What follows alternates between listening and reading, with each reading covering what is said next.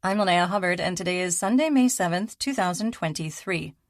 I had the incredible pleasure of chatting with volunteer combat medic Brandon Mitchell a few weeks ago, and could not cut it down to a single episode. So today's episode is the second of two parts. You can find part one on our April 29th episode.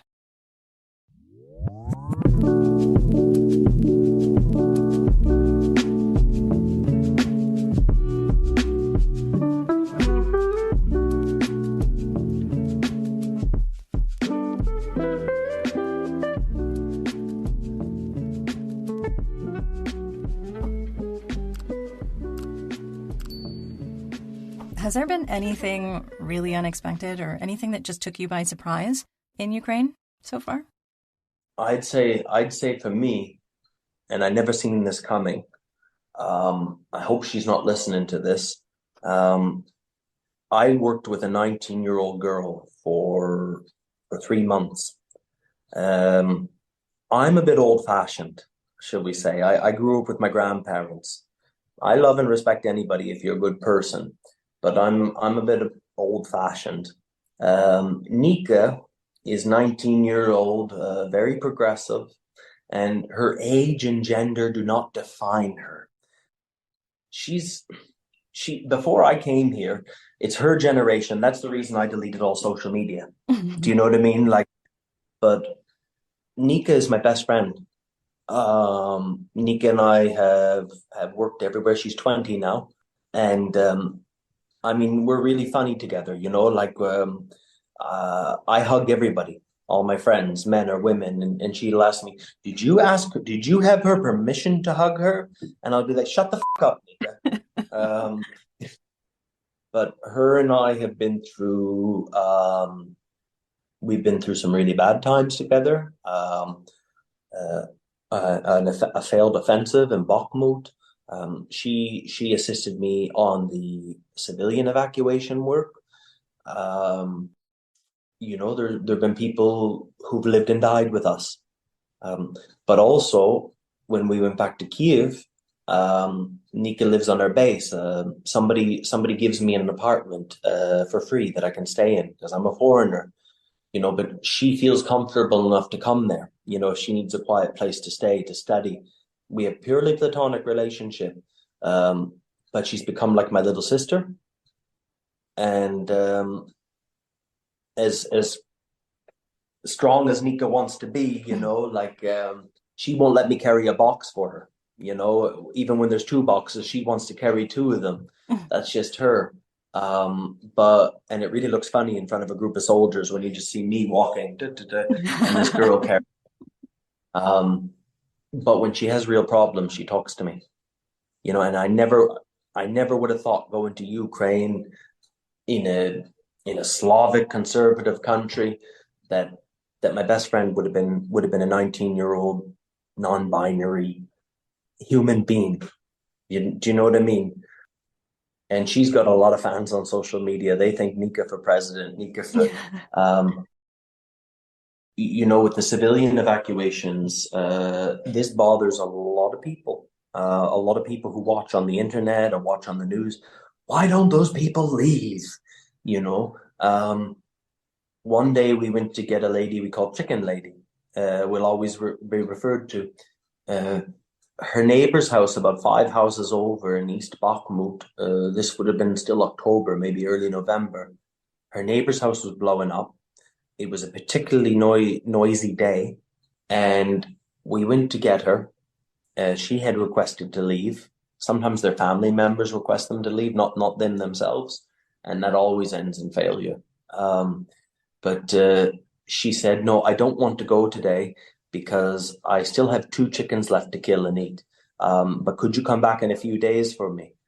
Yeah, so that was Chicken Lady. Some of these people, you go to their house to evacuate them and you make a plan to go to some very dangerous places and they're not there. And then when you have phone signal later, they say, no, I left 2 days ago. I found another way. Did you not think to call the people that might be coming, 500 meters from the Russians to get you? One time a building got blown, an airplane bomb hit. and half the building, big long Soviet apartment building, half of it had got blown up. And the people who wanted to leave, that morning, 2 Ukrainian soldiers were wounded by snipers around the corner. And they insist on bringing everything, everything, even a piano if they had it. That's a joke. I have taken a piano before, but we just didn't want it to be a Russian piano because the house was destroyed. But they want to take everything, and they want to take all their food to the point where one person can hold back 7 people. Quite often, that's the way it is. A grandmother makes the decision, we're staying, and then her son and her grandchildren have to stay. We had to do 2 runs that day just so we could take all her food in a not so great place. But all those food packages say World Food Program, World Central Kitchen. Where the hell did she think that food was coming from? You know, where is she? It comes from the West. Where are we trying to take her? West. No, that's bizarre. That they don't want to leave their home no matter what. I have some stubborn older relatives who are a bit the same, but Donbass people are stubborn on a level that I've never. Many people will stay and they will die, and it's when they want to leave, it's too late. I don't do that work anymore. I can because I have freedom of movement to volunteer with other things. With the exception of one day in March, I haven't done a civilian evacuation since my friend Andrew Bagshaw was murdered in Soledar. Oh. It's not worth my life for a 70-year-old woman who may or may not want to go. So are civilian evacuations more dangerous, more challenging than the work you do as a combat medic? Yeah, if I can be honest, they are. They're a lot more. The difference between civilian evacuation work and with the Army, medical, it becomes, there's no organized system how to do it. And people ask, where do you get your orders from? There is no orders. They're Ukrainian people who are Russian speaking. And what they do is they go to these towns, however many times, they hand out their phone numbers, they talk to the people, they get their trust, they bring in food packages. A lot of the big organizations who wouldn't go so far, they used to give food packages to certain volunteers who would go further. They tend not to do that anymore, sadly, or maybe it's the right thing. And eventually, when things got really bad in those communities, they had those phone numbers to call. It might be slow, but when things get really bad, it gets really busy. So that work is all built up through trust with the communities, or a local activist who's from the community will work with you to help you to get the people out. Those people will also work with the Army as well. Like they'll tell the Army, this person's sick, this person has a broken leg, and the medics will come in and help them.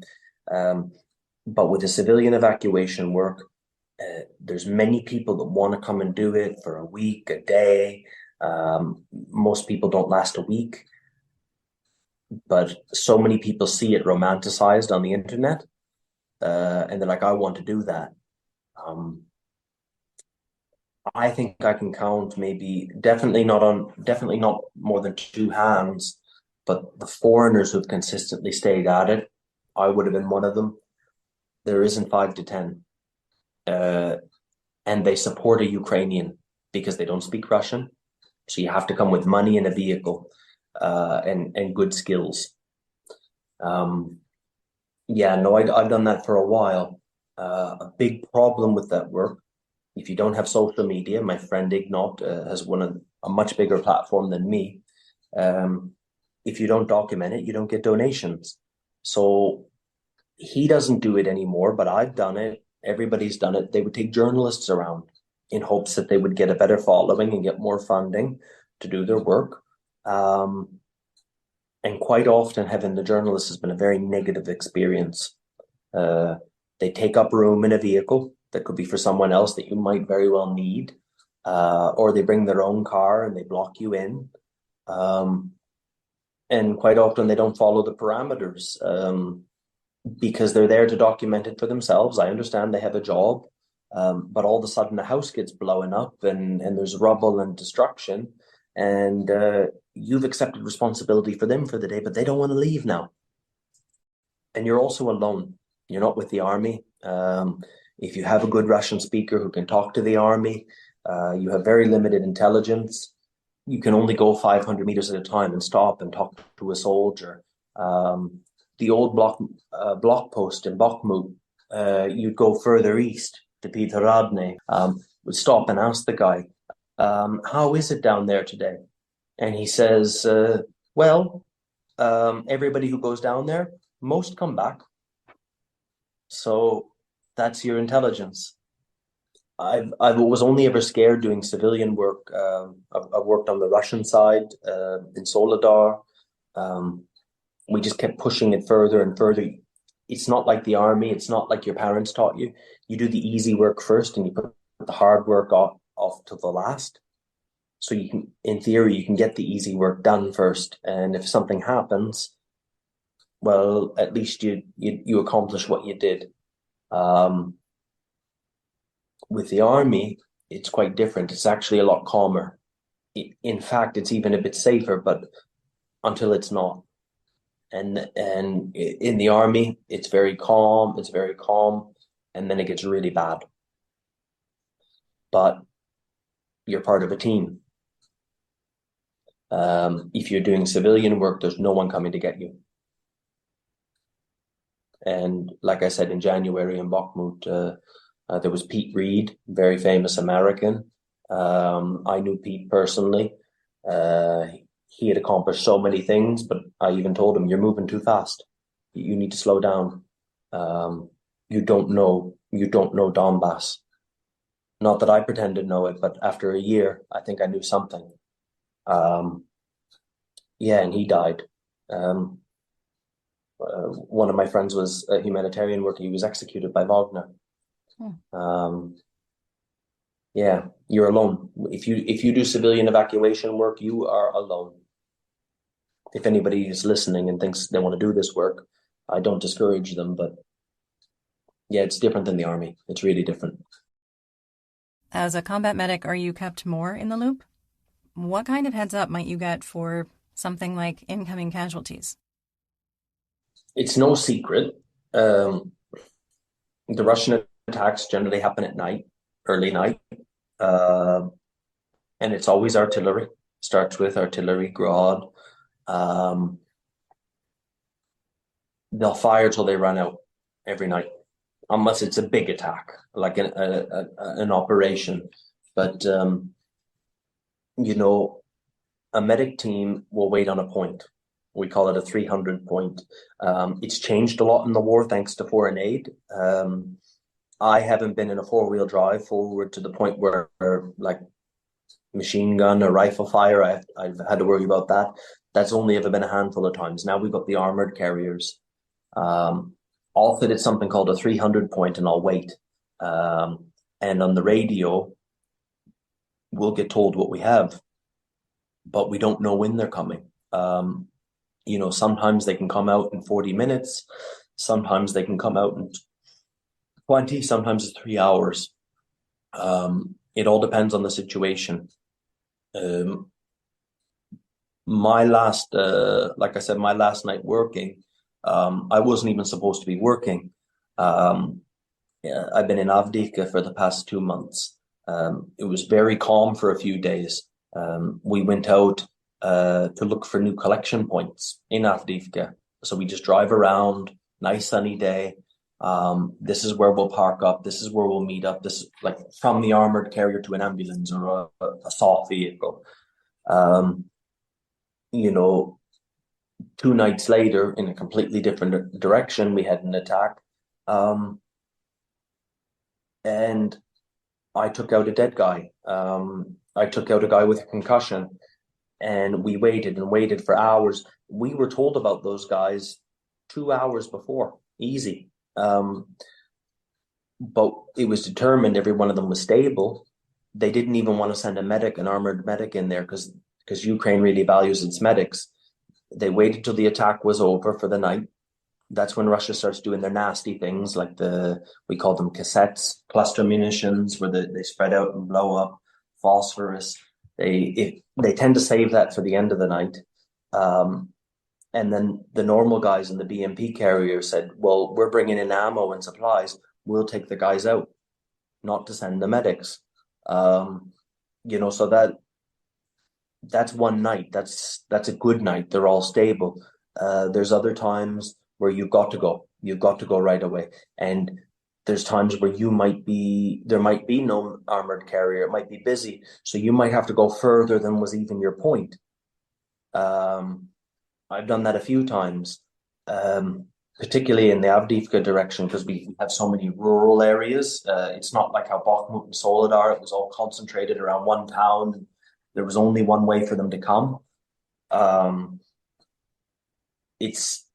There's no rhyme or reason to it. And due to the lack of radios, because when a guy gets blown up here and we lose a radio, you might not have any communication, so you might not know the state of the casualty. Somebody got to inform you have this many. Oh, we have more. But they don't tell you what they actually have. Because it's a non-medic up on the front, not relaying that information.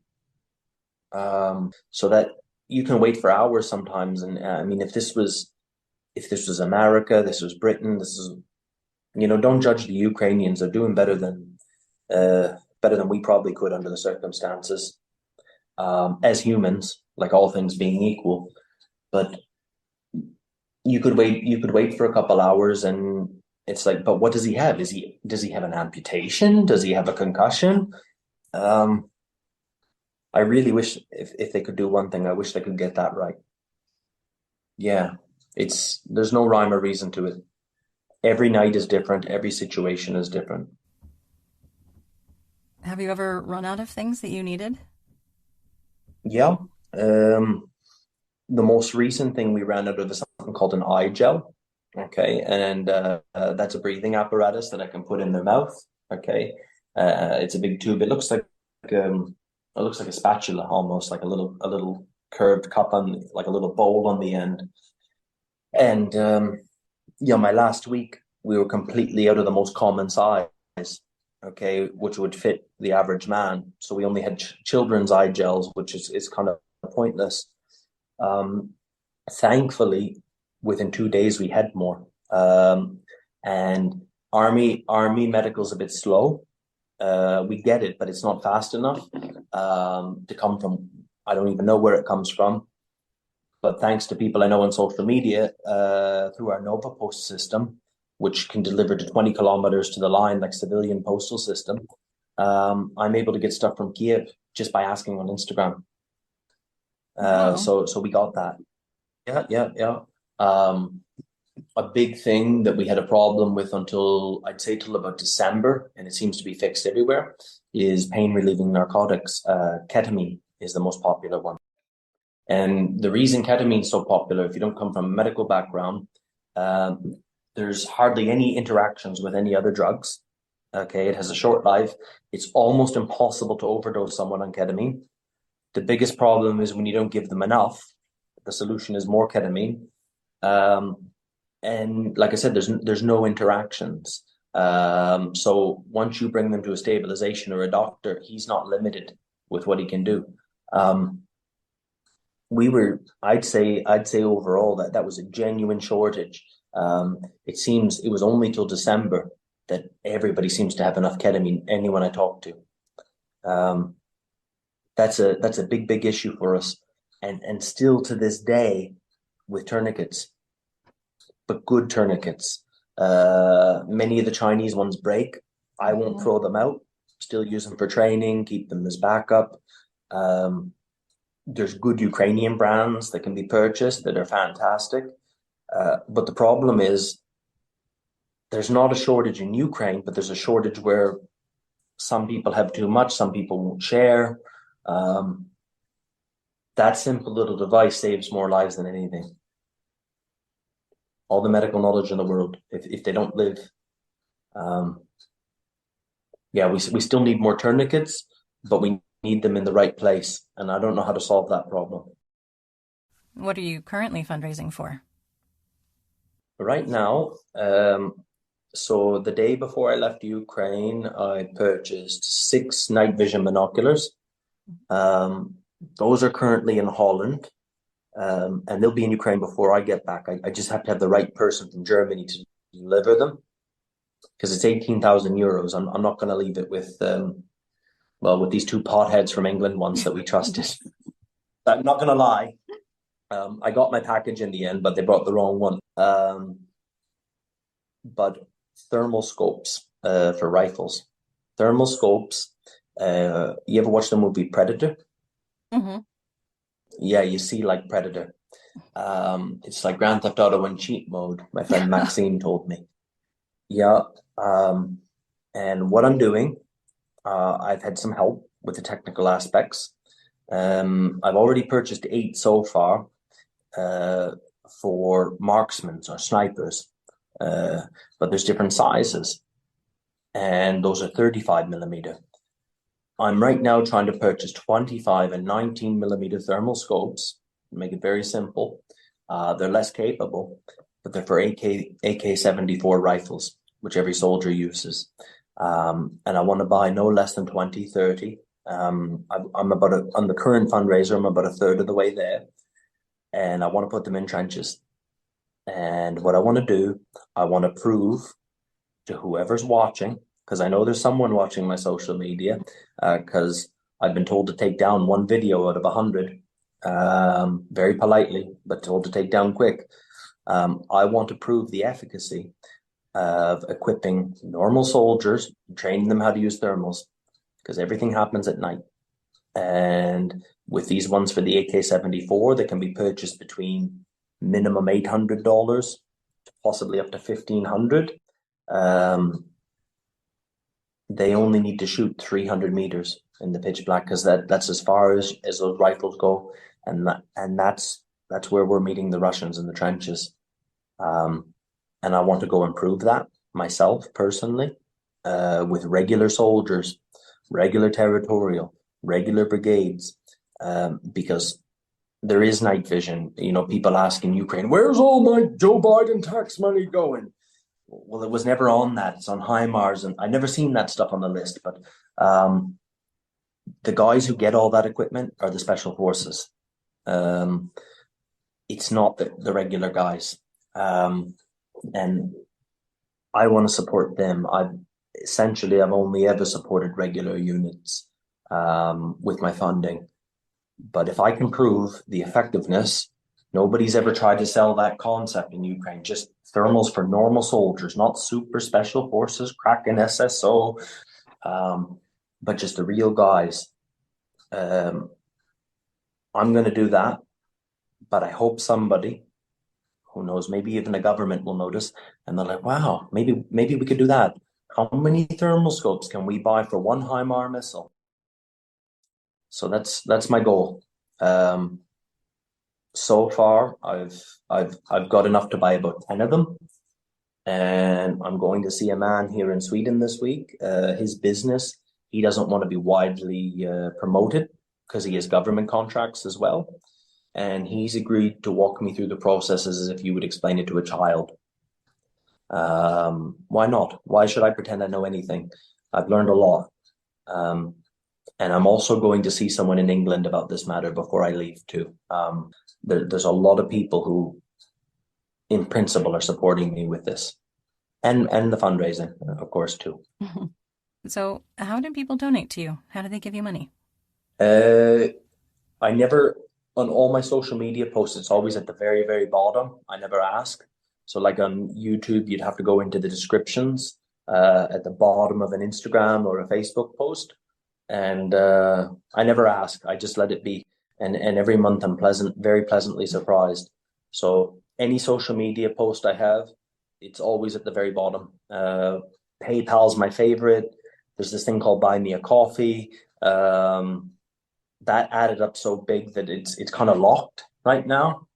Um, yeah, we're resolving that, but that still might take another few weeks. It's been 2 months now. I've had a problem with that. The money's not going anywhere. You just Um, can't get to it. no, I can't. Because it's such a large amount of money. It's over $30,000 now that's built up in there. Wow. So the bank won't, the Ukraine bank, and I've had to talk to them personally. They won't accept such a large transfer because I'm a non-citizen. So we've had to sort this out. Oh, Now I've become what's called a registered volunteer, but this is taking so much time. But the money's there. it's a good problem to have. Too much money to deposit. Yeah, yeah. The bank won't accept it because it's too much in one go. I get a lot of attention. Like I've done some media interviews that have been big. I've been successful with social media, but I get a lot of messages, mostly from men saying, "I'd love to have a beer with you someday," and is it me or is it just the idea of me? I've also had some women make some very kind offers as well. I'm punching well above my league, at least on the internet. But it's all well and good. I know people look at us in Ukraine, but it's only since I've come home, only a few days ago. One of the people that works with us in Donbass, this girl who distributes aid, military aid through a Swedish organization, she told me that the people who work in the organization here to do all the organizing, to get the vehicles, the cars, the clothing for the soldiers, she told me how much those people have sacrificed. For example, two of the founding members of one of the organizations here, their jobs have suffered, their relationships with their wives and children have suffered, and even in some cases their health, because I'm in Ukraine doing my thing. I get all the attention in the world. If I'm rude or snappy with someone, they're like, okay, it's okay. Brandon's in Ukraine, you know. But these people are putting in volunteers in America, in Canada, in Britain, in Germany. There's people putting in 2 hours a day, every day, 3 hours, 4 hours a day. They're making like one of my friends, my biggest help in a German organization. He works for a big corporation in Germany. He asked me not to name. Like he's taken calls from me like before he's going into board meetings. Like really high. Like there's people all over the place doing things. There's mechanics. For example, there's one nice man, Ben. He wrote to me, Brandon, we can buy this 4-wheel drive for you guys. It's so cheap, but I've inspected everything. All we need to do is change this and this. That's why it's so cheap. There's so many people that have skills. Drones, for example. My friend is now making drones in Ukraine. They're having a hard time getting all the components. It's not only money, but now, for lack of a better term, I'm not technically inclined. There's nerds who are looking on eBay for used components because they're nerds. They build their own PCs and things. They know what they're looking at, and they're taking their time to, well, I can buy a used component because it's only going to blow up in a drone anyway. I would suspect some of your listeners are people like that, some of them who are helping. So I want to acknowledge that, and I want to say thank you, because the longer this goes on, the more I'm realizing I think 30% of the war effort is from civilians in Ukraine or abroad. We can't buy HIMARS, but we can buy everything else. And don't worry if you worry that the support's running out. Our governments will do what they do, but all the civilian efforts, they're getting better. They're getting more streamlined. They're getting more experienced. So if anybody here doesn't volunteer and they want to volunteer with Ukraine, why don't you find one of these organizations or individuals who's been doing it, supplement them. Are there any organizations or individuals that you would recommend? Okay, so there's one in America. I can send you links later on. They're called Forever Ukraine. Kind of spearheaded in Ukraine by a boy named Oleg who grew up in America. They do a lot of humanitarian things. I'm more concerned with the military side of things. They have been buying clothing, U.S. Army surplus through auctions.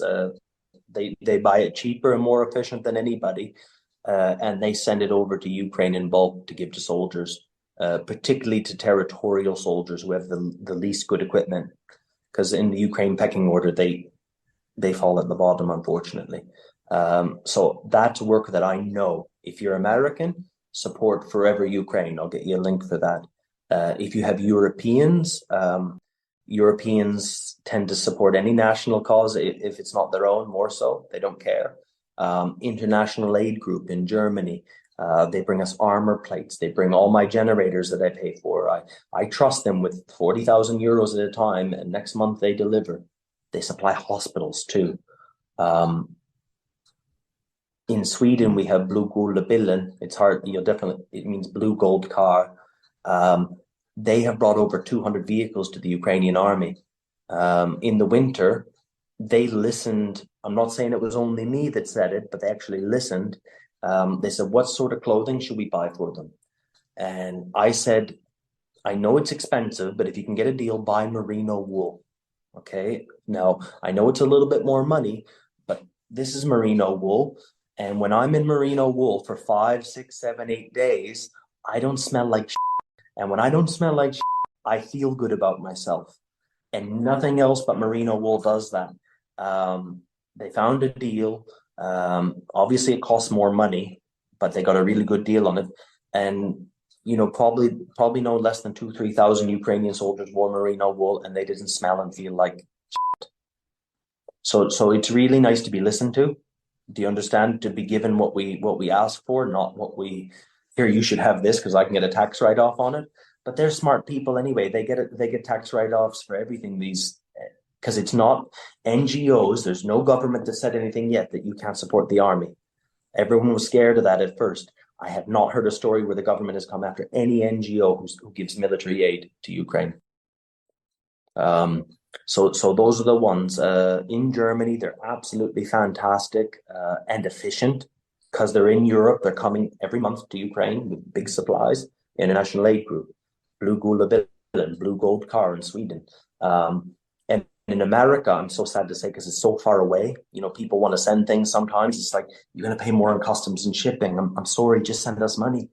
And that hurts our cause. But if they were to back Forever Ukraine, I'll get you the details. They're proven because they've done it.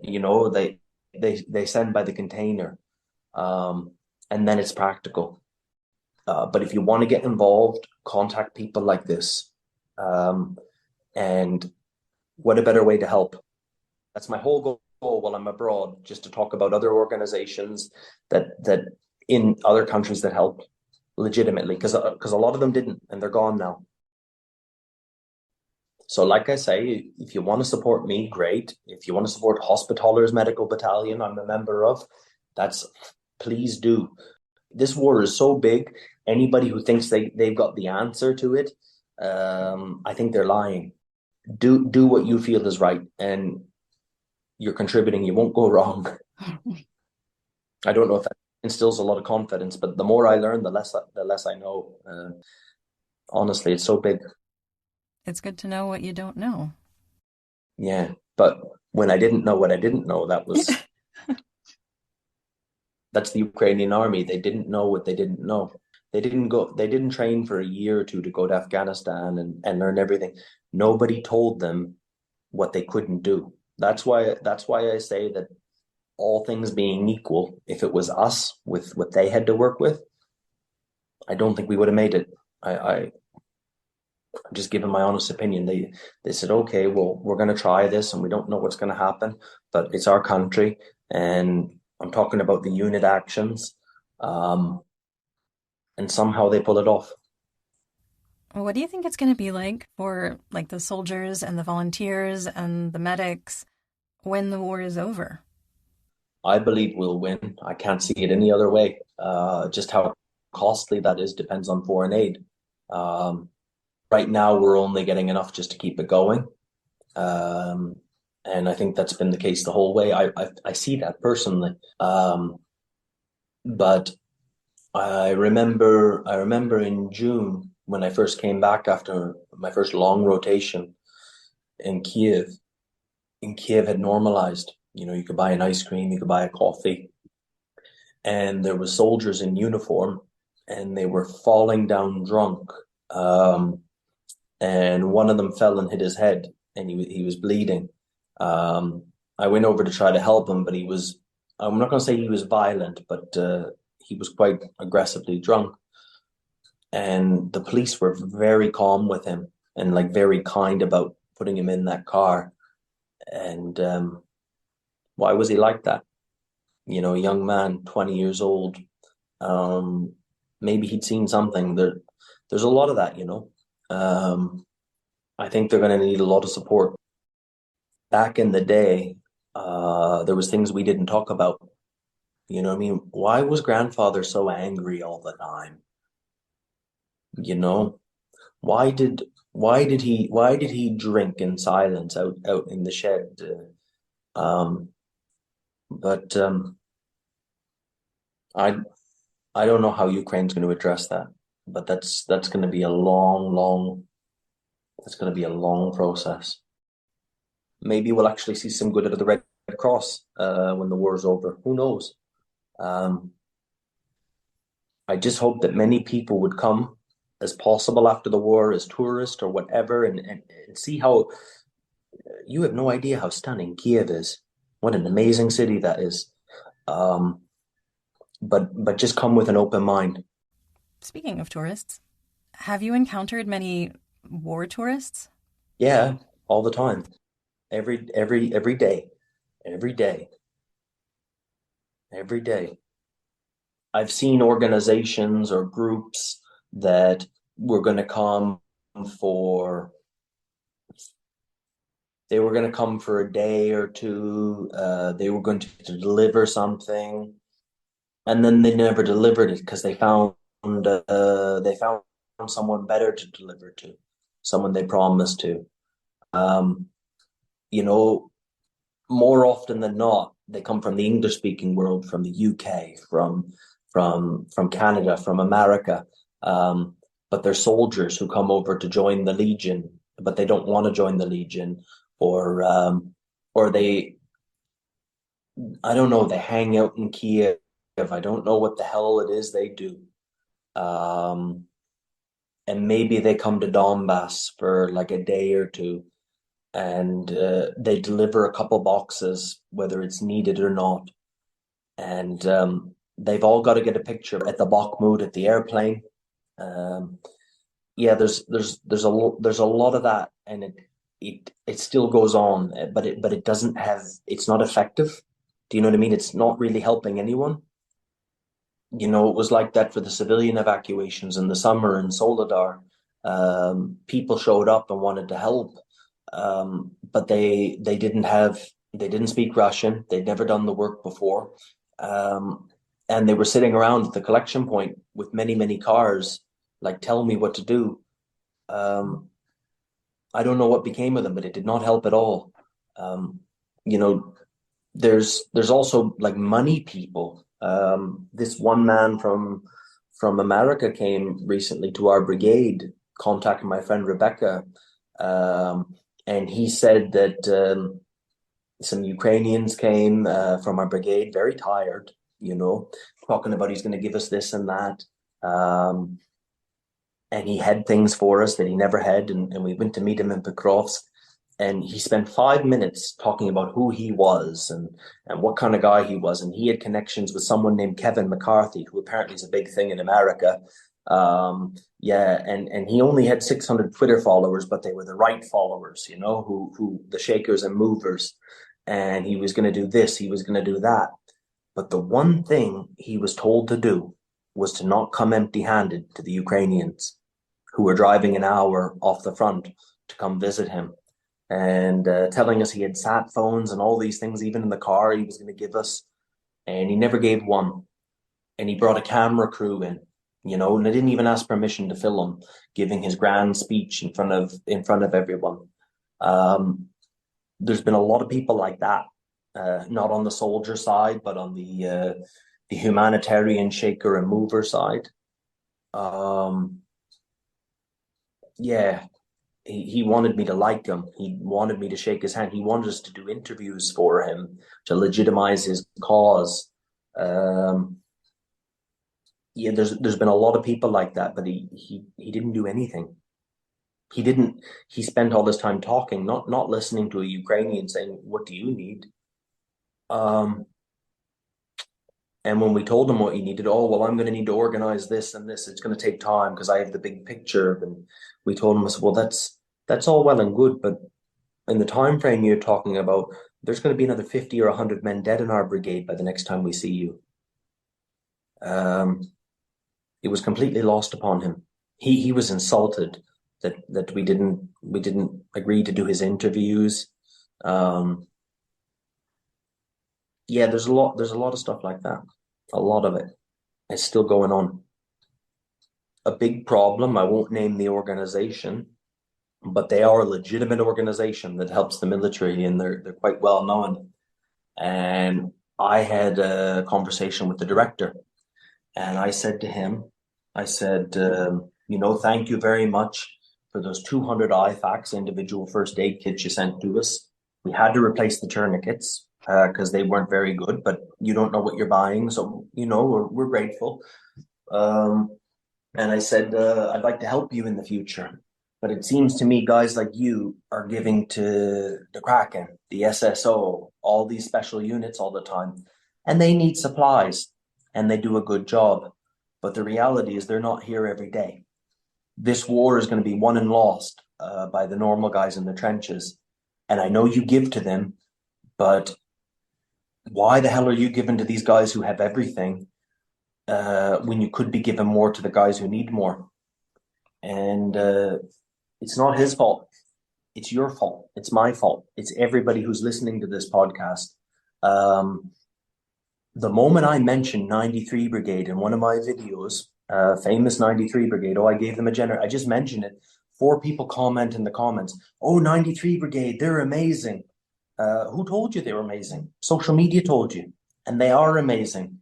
But what about 46 Brigade, who went into Solidar after them that you don't know about? What about 25 Brigade, who dies every day? You don't know about them because they don't have as good a social media, and that's the Ukrainians' fault.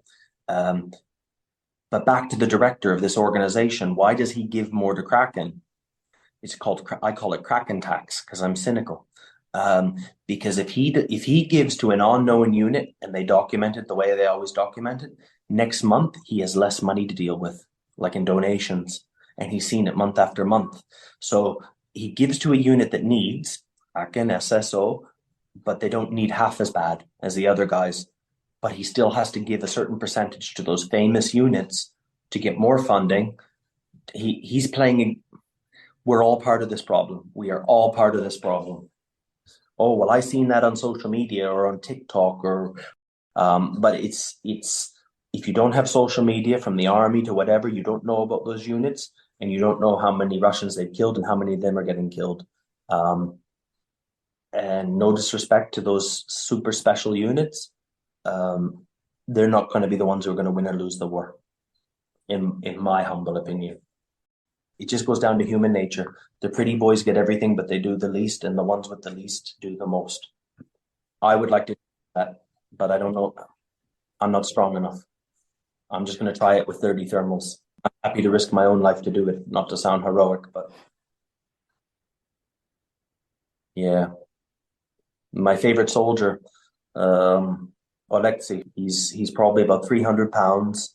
He's got his hair slicked back, a goatee. He smokes weed. He listens to Bob Marley. He's been my 300 2-3 times wounded. And he has a PKM machine gun. And one day through Google Translate, we use Russian because Google Translate doesn't work very well from Ukrainian English to Ukrainian. Every second word out of his mouth is a curse word. You'd really like him. He joined the army February 24th, and one night he told me he got light bit of shrapnel in his leg, so he came to us, and he said, "Q last night," and he was smiling, and I was like, "Oh, that's good," because I still don't know how to react to that. I haven't killed a man. You know how it's rude to ask a soldier, "Did you ever kill anyone in Iraq?" And he told me through Google. He says, "I've killed 4. I need to kill 7." And I said, "What do you mean?" He says, "Well, for my family, for my 2 kids, for my wife, for my brother, sister, and my mom and dad." That's his logic. He doesn't want to die. He wants to go home. But if whatever he can do for his country, if he kills 7, that's how he justifies it in his head. And he's just a normal man. He's not a super underwater special knife fighter walking around Kramatorsk with an AR-15 rifle ordering a burger. So yeah, I hope more people will go against their human nature, even if the truth is not something they want to hear. The people who need the most support don't get it, and the reason, even if the organization is good, they have to play it that way or it don't work. And those are good organizations. How do you get elected? You tell the electorate what they want to hear, and you get another 4 years, whether you deliver or not. And if you tell the truth, you don't get in office. I should stop with all that now. That's war tourists and people with good hearts trying the best with what they have to work with. Thank you so much for talking with me, Brandon. It's been over 2 hours of your time. I really appreciate it. No, I appreciate your time.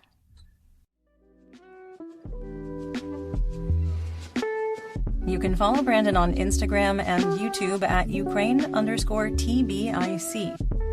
The aid groups mentioned in today's episode are linked down in the description.